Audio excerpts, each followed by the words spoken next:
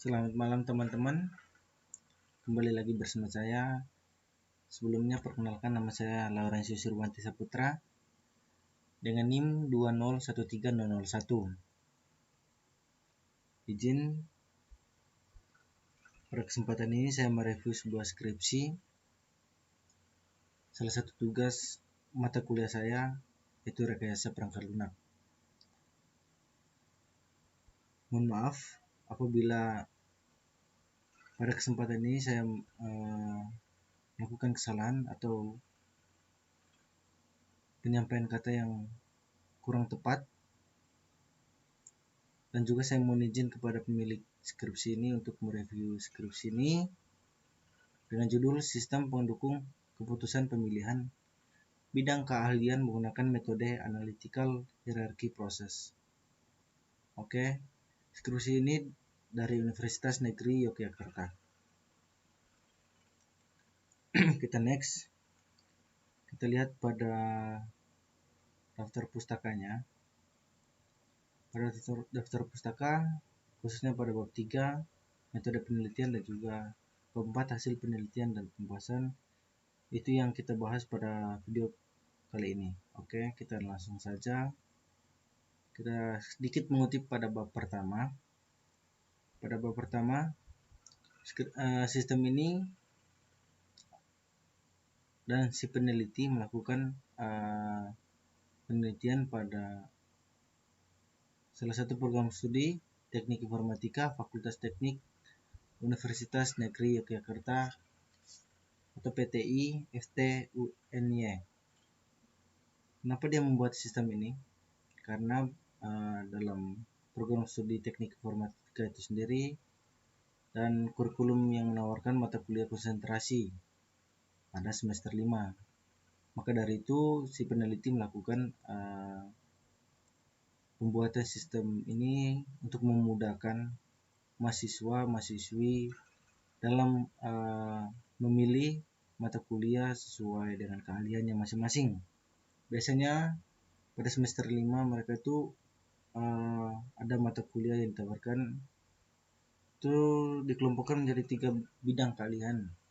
Bisa dilihat ada Information System and Software Development, Network System, dan Digital Media Development. Nah, maka dari situ si peneliti melakukan atau membuat sistem ini dan juga menjadikan tugas akhirnya atau skripsinya. Oke. Sedikit mengutip, analytical hierarchy process itu adalah metode pengambilan keputusan multi kriteria dalam masalah yang kompleks. Ini sangat cocok, menurut saya sangat cocok untuk misalnya pemilihan mata kuliah sesuai dengan keahlian yang kita miliki, itu sangat tepat. Kemudian sistem ini berbasis aplikasi website. Oke, kita lanjut.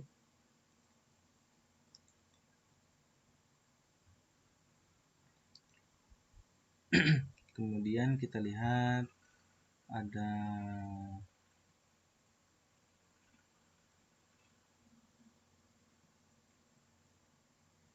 di sini ada struktur hierarki AHP itu sendiri menurut Froman dan Gas. Di sini ada goals. Di dalam goals ini terbagi menjadi 4 kriteria. Ada kriteria 1, kriteria 2, kriteria 3. Kemudian dari masing-masing kriteria ini ada 3 alternatif masing-masing. Dari kriteria pertama ada 3 alternatif dan juga seterusnya. Oke. Kemudian kita lanjut.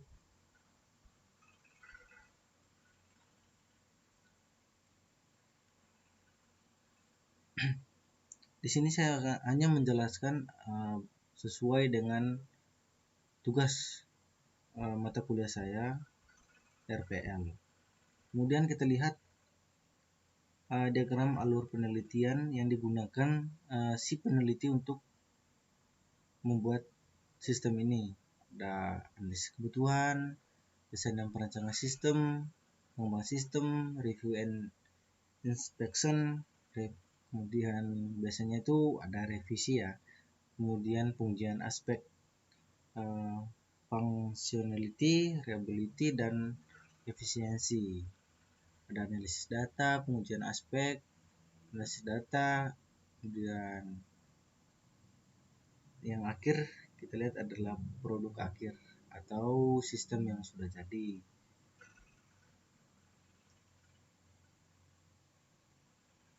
Nah, ini adalah tempat penelitian yang digunakan yang sudah saya jelaskan sebelumnya, itu jurusan Teknik Elektronika Fakultas Teknik Universitas Negeri Yogyakarta. Kemudian teknik pengumpulan data yang digunakan adalah ada dua, observasi dan juga kuesioner. Observasinya ini untuk pengumpulan data agar functionality, reliability, dan efisiensi pada sistem yang diuji. Kemudian kuesionernya itu berkaitan aspek usability. Kemudian kita next, kita langsung aja ke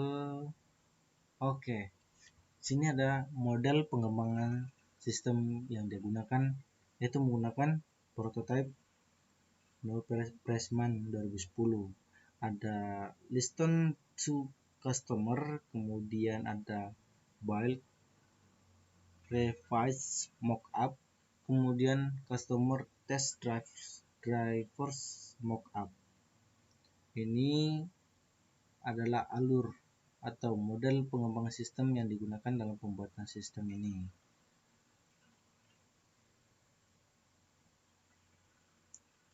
Kemudian desain sistem yang digunakan yaitu ada dua, UML atau Unified Modeling Language, kemudian yang kedua adalah ERD atau Entity Relationship Diagram.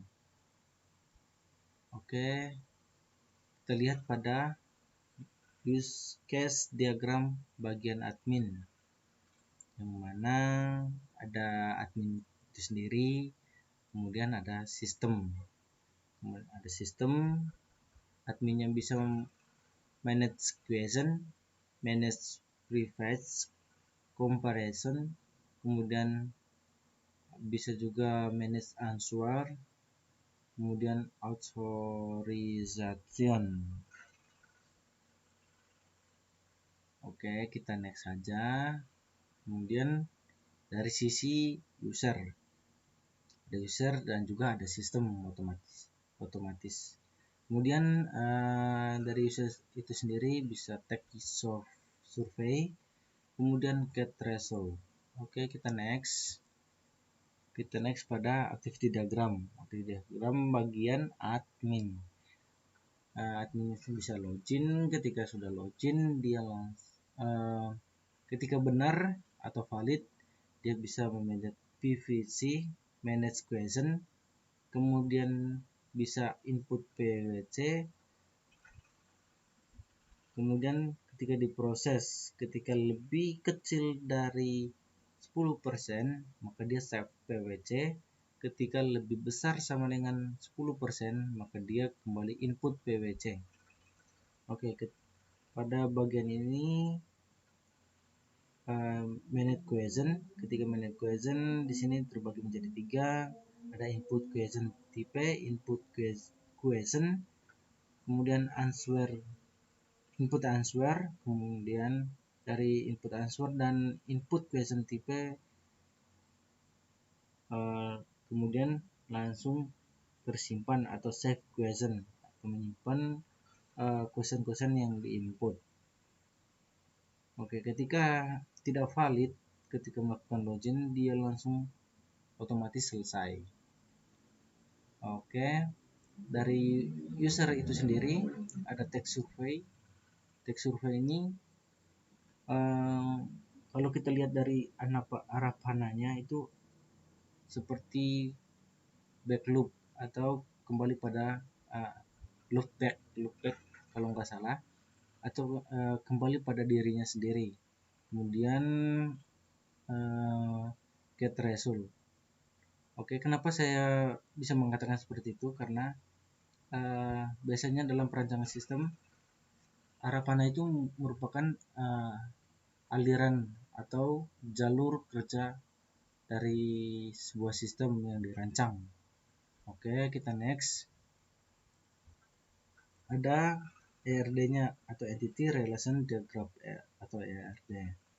Pada sisi admin atau sequence diagram bagian admin login, sini ada admin itu sendiri.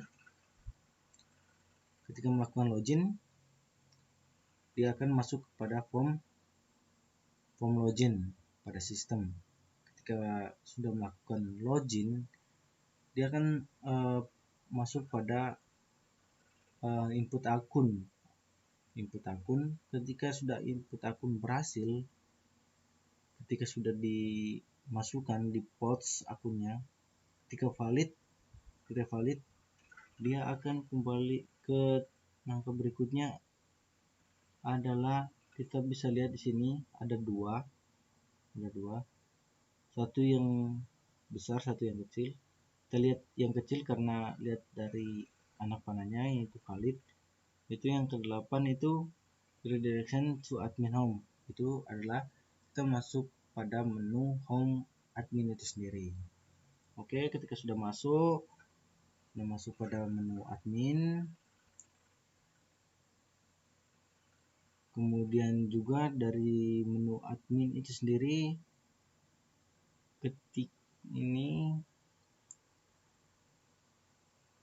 ini ketika tidak berhasil atau invalid, dia akan masuk ke redirection to login form atau kembali pada form login itu sendiri.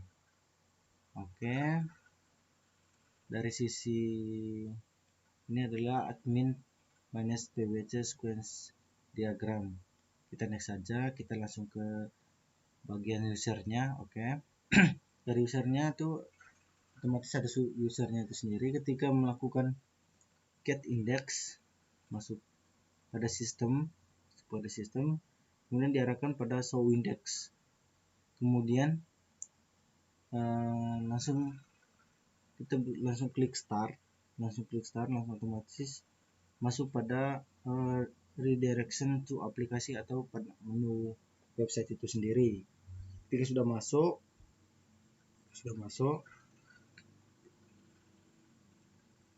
dia langsung masuk ke, kita lihat anak panahnya. Tapi di sini berhenti ya. Oke, kita langsung mungkin dari langkah yang ke-8 ke 9 ya. Oke, kita bisa lihat yang ke-9 answer question. Dia bisa masukkan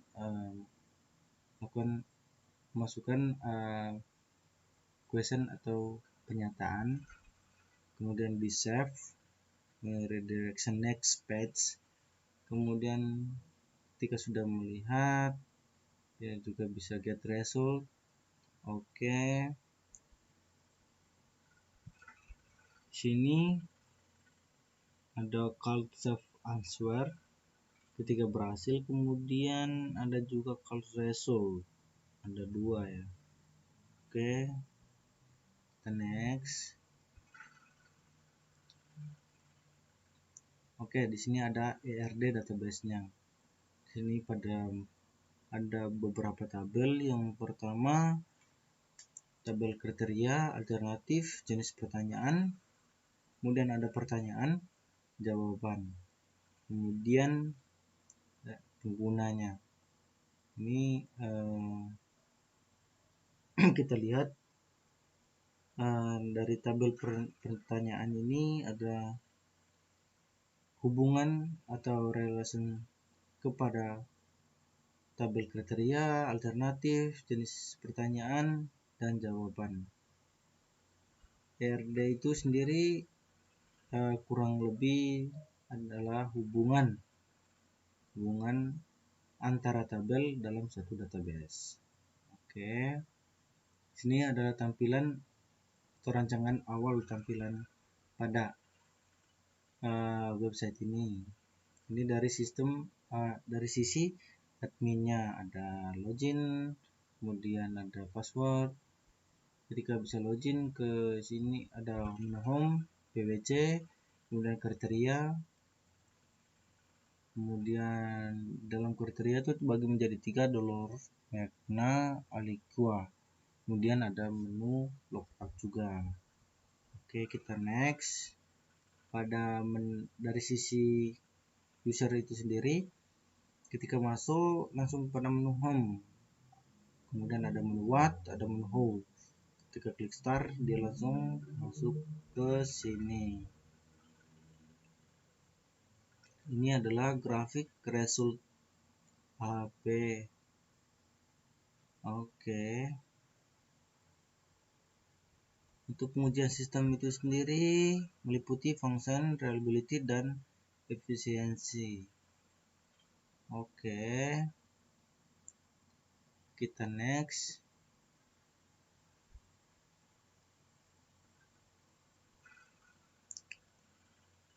Oke, hasil penelitian dan pembahasan. Ini implementasi tampilan. Oke, ini adalah bagian dari sisi user. User ada menu home, menu what, menu how. Klik start. Oke, dia langsung memasukkan question. Lanjut. Ini hasilnya. Oke. Ini dari implementasi tampilan admin. Berarti di sini oke.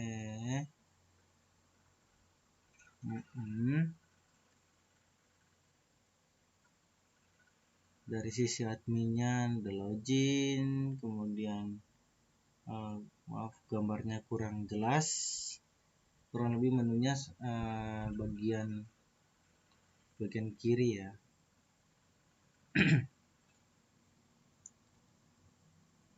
Oke, ini jumlah fungsinya, jumlah totalnya 41.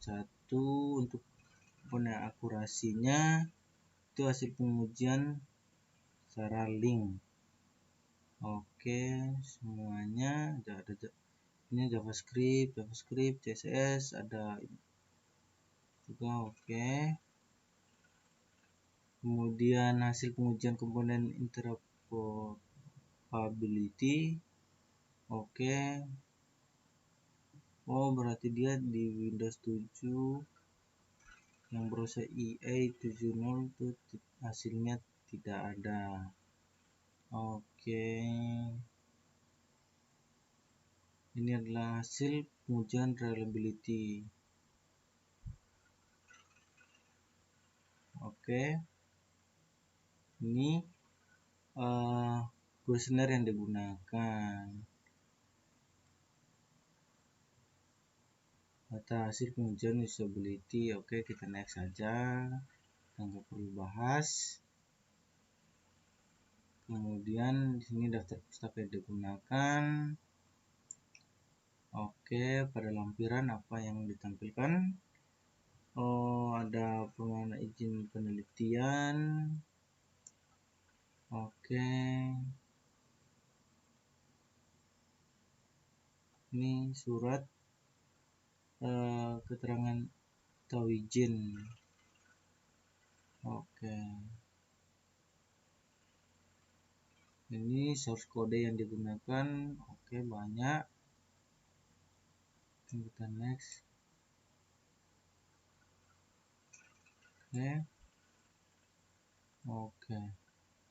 Oke, dari skripsi ini saya bisa memberikan pernyataan bahwa mungkin dari si peneliti tidak melampirkan secara lengkap, namun dalam konteks penulisan skripsi yang apa saja yang ditampilkan itu belum lengkap, seperti pengujiannya.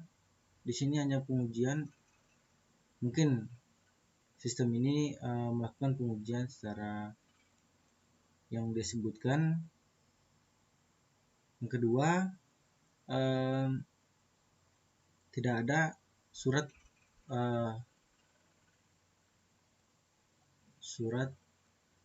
hasil pengujian sistem apakah website ini sudah benar-benar sangat efektif untuk digunakan bagi mahasiswa-mahasiswi dalam pemilihan mata kuliah keahliannya.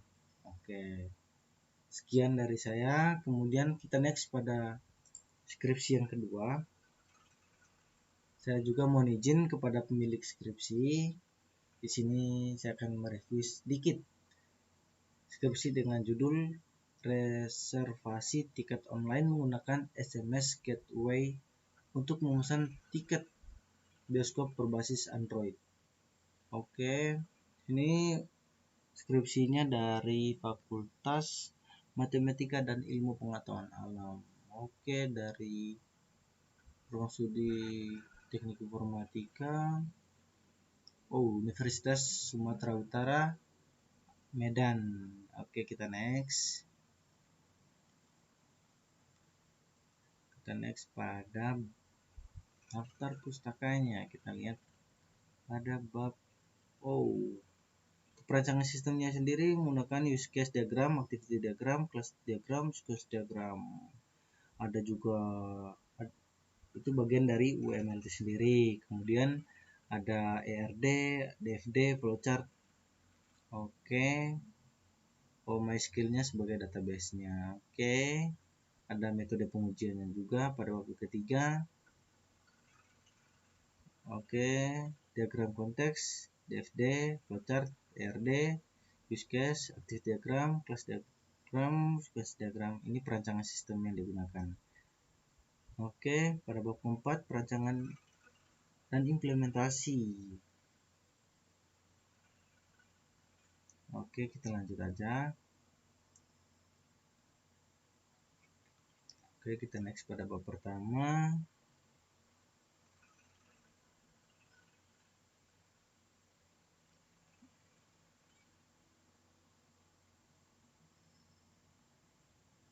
Nah, di sini kita bisa lihat alasan dia kenapa melakukan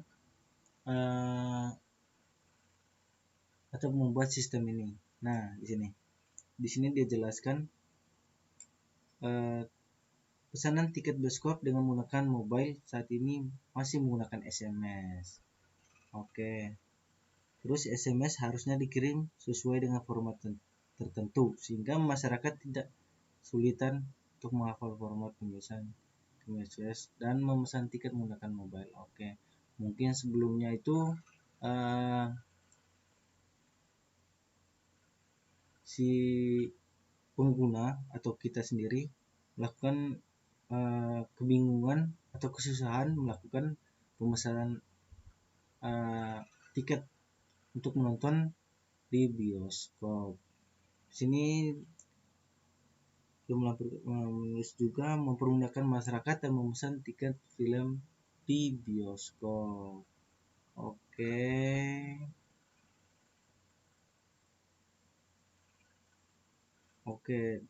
Ini juga dia mengatakan mengantri. Oke, berarti sebelumnya atau biasanya itu kita melakukan pemesanan tiket itu biasanya ngantri.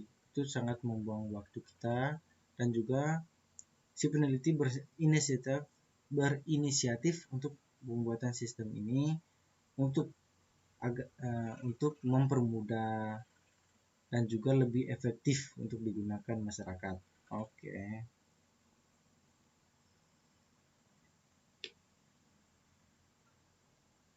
Oke, pengumpulan datanya studi pustaka. Dia menggunakan studi pustaka. Oke. Kemudian metode pengembangan perangkat lunaknya. Oke, kita next saja, next.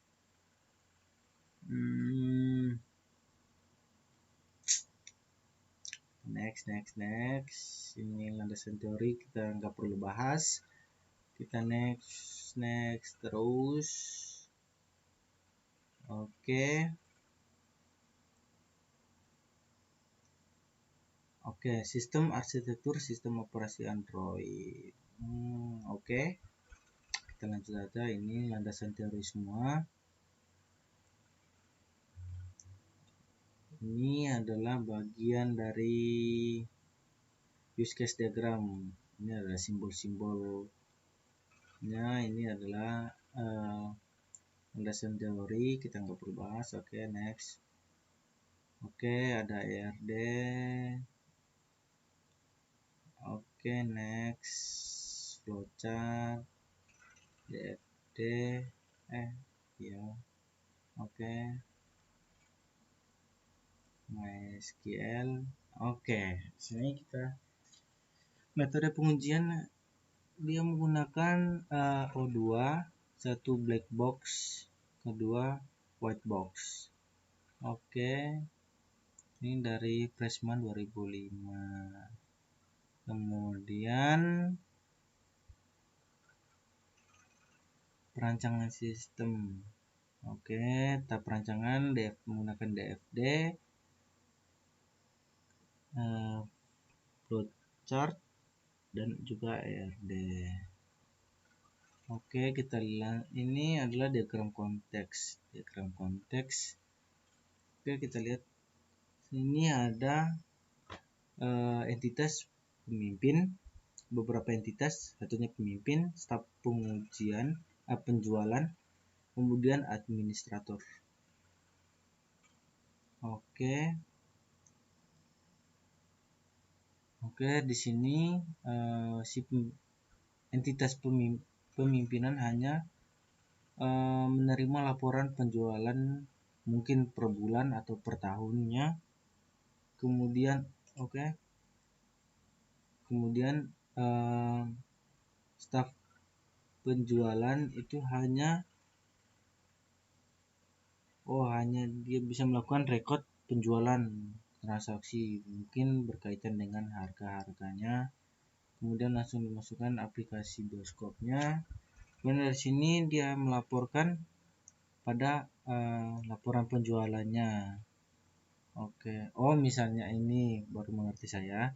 Dari sini, dari staf penjualan, misalnya hasil penjualannya dilaporkan ke administrator, baru administratornya itu membuat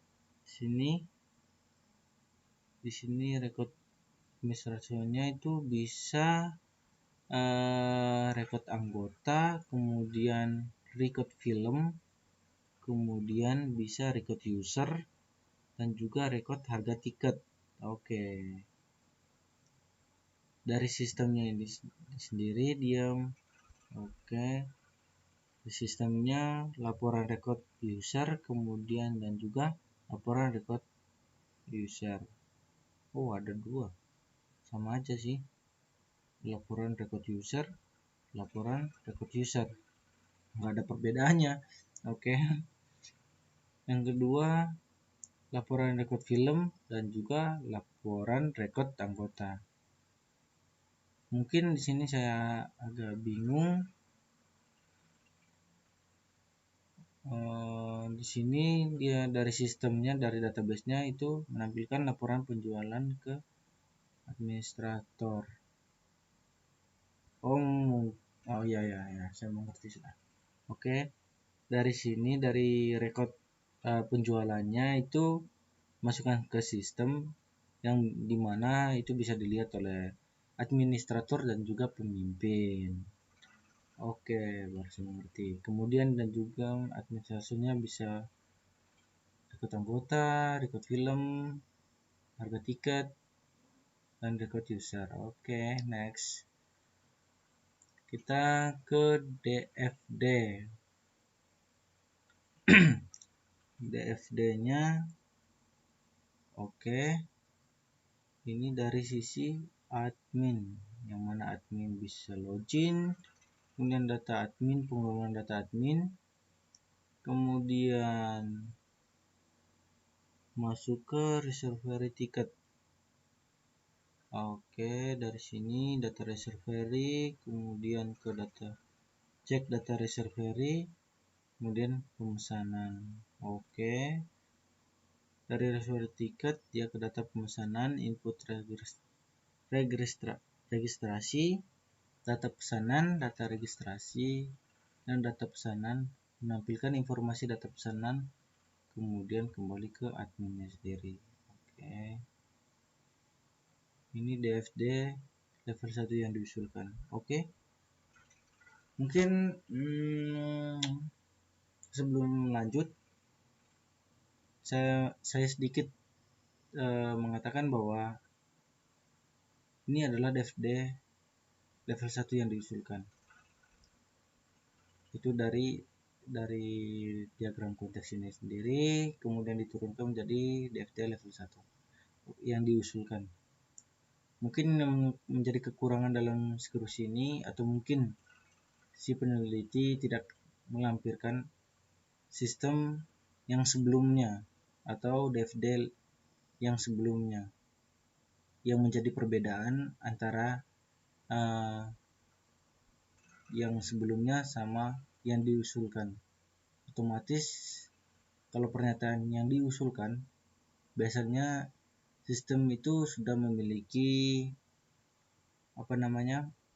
DFD atau perancangan sistem yang sebelumnya digunakan. Itu menjadi koreksi untuk kita semua. Kemudian kita lihat DFD level 2 nya. Oke, next aja. Kemudian DFD level 1 proses 2 1. Oke, ini DFD nya, kita lanjut aja. Banyak sekali DFD nya yang digunakan. Oke, kita next saja pada flowchart. Kita lihat dari flowchartnya itu sendiri. Bagian administrator ketika sudah mulai dia akan melakukan login. Ketika valid dia langsung input film. Biasanya pada ini proses valid dan tidak hanya melakukan proses. Ketika valid dia akan bisa menginput film. Ketika tidak dia melakukan kembali ke login. Kemudian di sini juga pada input film dia melakukan proses kembali. Ketika valid, ketika sudah berhasil menginput sistem, ketika berhasil masuk ke database, dan ketika tidak kembali ke input film. Oke, selesai. Kemudian ada flowchart penjualan staff. Oke, ini dari sisi entitas staff penjualan. Ketika sama login berhasil, input transaksi penjualan. Oke, ini data-data transaksi penjualan, mungkin per bulan atau per tahunnya, per hari. Ketika berhasil simpan ke database. Oke, ini dari ERD dari sisi admin. Oke, admin simpan film transaksi penjualan. Oke, ada admin ini melakukan proses simpan film, kemudian transaksi staf penjualan. Jujur saya kurang mengerti RD ini. Kenapa? Karena ini admin, ini staf penjualan.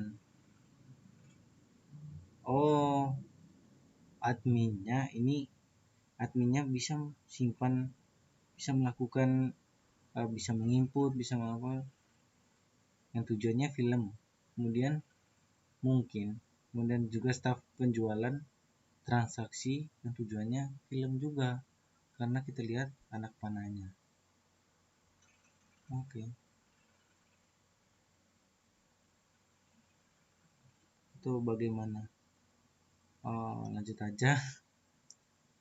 Oke, use case diagram dari sisi ini, kita lihat dari use case package sistem pemesanan tiket bioskop. Oke. Di sini ada dua entitas.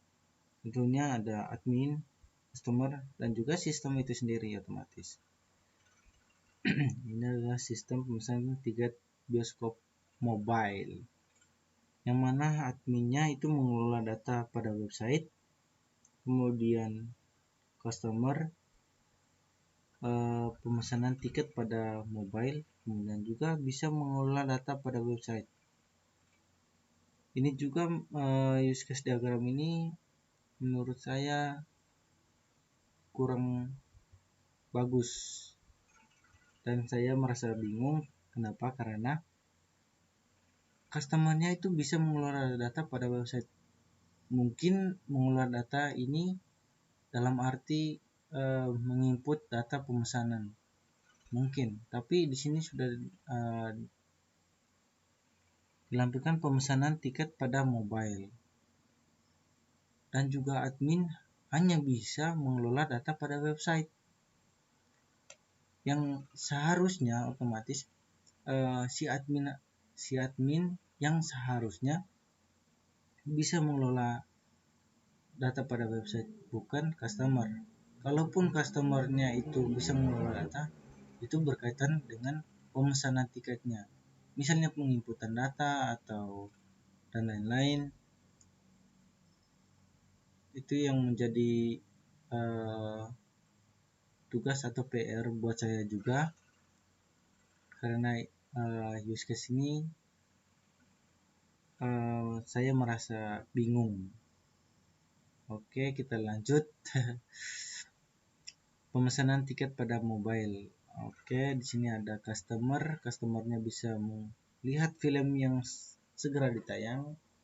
Oke, memesan tiket bioskop. Oke, bisa melihat detail transaksi. Oke, bisa mengubah password. Ini mungkin masuk di akal dan ini sangat layak untuk digunakan sebagai entitas customer. Kalau yang sebelumnya itu, kalau yang ini mungkin use case package sistem pemesanan mungkin tapi di sini sistem pemesanan tiket bioskop mobile. Yang ini yang saya bingungkan, kenapa bisa dilakukan oleh customer. Oke. Di sini ada admin dan customer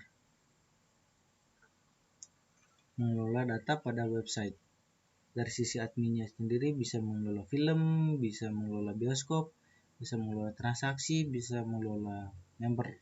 Oke. Kemudian customernya itu bisa mencetak tiket. Oke. Nah,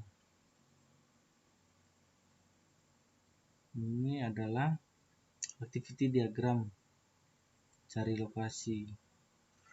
Oke, ada dari sistem usernya, entitas user, dari sistemnya menampilkan halaman home, kemudian klik booking tiket, kemudian menampilkan halaman pilihan sinema, pilih sinema, klik next, menampilkan halaman lokasi. Oke, pilih sinema, klik next. Oke. Kemudian activity diagram cari film dan trailer movie. Ada menampilkan halaman home, klik salah satu movie, menampilkan halaman movie. Oke. Yang ketiga, itu melakukan proses beli tiket film. Di sini ada user, ada sistem juga. Usernya bisa melakukan input judul film, pilih kota, pilih bioskop, tentukan tanggal, tentukan jam, kemudian simpan data pemesanan. Kemudian keempat, melakukan pembayaran.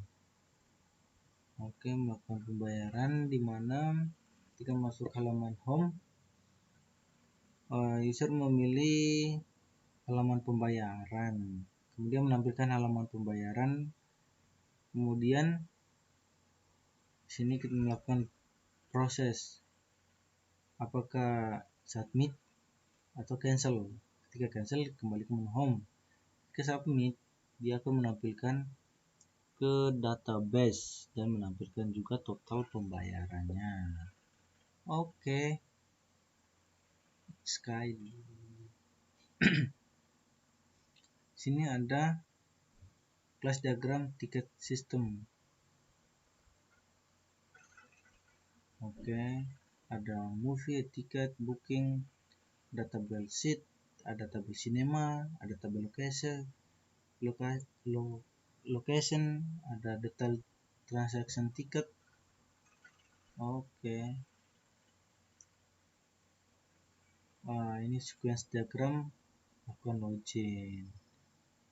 Lebih masukkan username, input password, klik OK, masuk ke halaman website, get data, response, kemudian dari usernya itu menggunakan username dan password pada sistem. Oke. Ini belum melakukan pencarian. Oke, kita next saja. Waktunya tinggal sedikit lagi, kita next. Perancangan sistem. Oke, tampilan splash screen. Oke, ini adalah tampilan pada Android atau HP kita. Masukkan nomor HP dan password, masuk. Oke. Untuk pendaftaran nama lengkap, nomor HP, password, dan juga bisa melakukan registrasi atau daftar akun. Oke, di sini tampilan movie yang pada sistemnya. Oke, ada movie, ada tiket, ada rate, dan oke. Next. Next saja. Kesimpulan. Oke, daftar pustaka yang digunakan. Oke.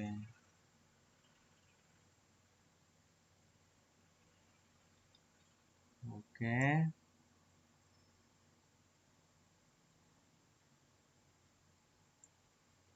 Source kodenya banyak. Ini ada surat hasil ujian tugas akhir. Oke. Kemudian ini ada kartu bimbingan. Oke. Di sini yang kurang menurut saya, mohon maaf sebelumnya kalau salah. Yang seperti yang saya jelaskan tadi, itu kurangnya pada sistem atau DFD yang sebelumnya. Soalnya pada skripsi ini yang ditampilkan hanya DFD yang diusulkan.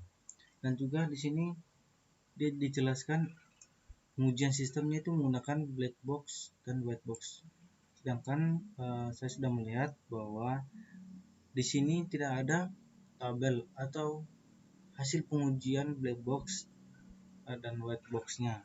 Mungkin si peneliti tidak memasukkan pada skripsi ini atau bagaimana, tapi menurut saya ini skripsi kurang lengkap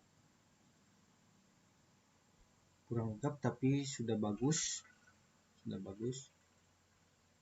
Oke, baik, sekian video dari saya. Mohon maaf apabila ada kesalahan, kekurangan kata, ataupun kekeliruan dari saya sendiri. Kurang lebihnya saya mohon maaf dan terima kasih.